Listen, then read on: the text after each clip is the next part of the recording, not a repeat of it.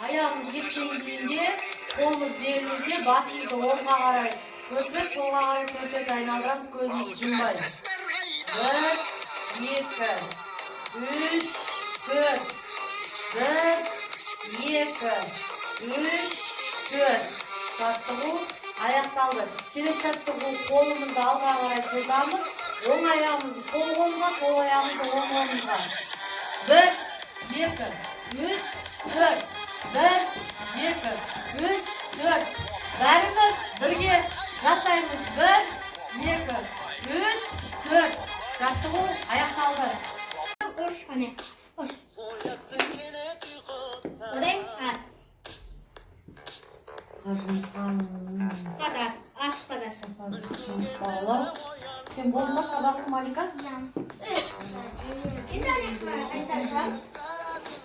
Қайтаршам. Одай, ат.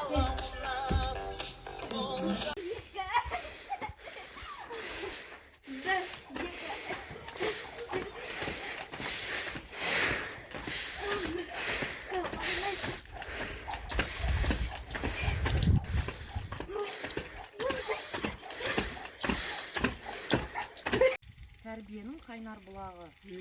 Дулат Бабатайұлы қазақ әдебиет тарихындағы алдияр тыңдайғыр. Көрнекті тұлғалардың бірі Дулат Бабатайұлы 1802 жылы қазіргі Шығыс Қазақстан облысының Аягөз ауданында дүниеге келген. Дулат өз буынының алды аса зерделі адам болған.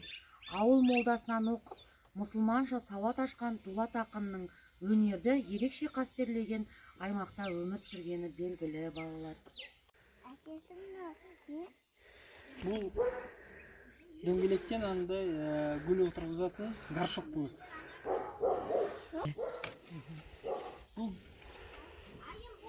Бұл горшок болады. Гүл отырғызатын. Міне мынаны былай сыздым. Содан кейін мына дөңгелекті аударам. Ар жағынан. Содан кейін горшок болады. Мынандай жасалған біреуі бар. Жүр қазір көрсетейін. Қалай болады екен. Міне мынандай. Балам, шайыңыз қолын жудың ба? Иә. Онда шайыңыз. Алло, сәлеметсіз бе? Анау, бүгін сағат 2-де ата-аналар жиналысы болады.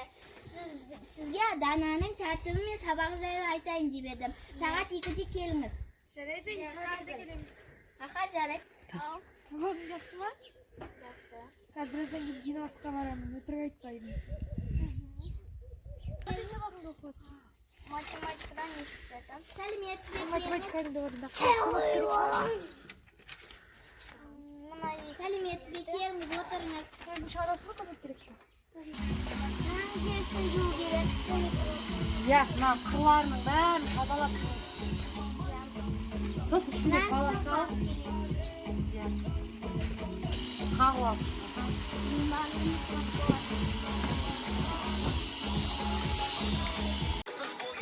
Мына гүлдердің шеттерін жуу керек. Бірінші жылдан қопсықтарымыз маңыздар.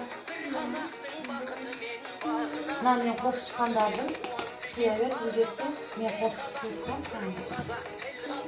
Әйтпесе мына түптеріндегі тамырларының барлығы зақым келіп су өтпей қалады. Мына гүлдердің енді шеттерін жуу керек.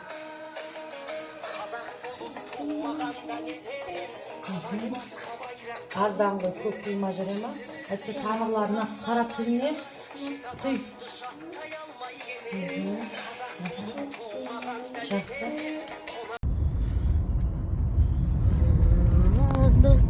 Саялайын сені. Телефон бөліп отыр. Аққуымдай аялайын сені.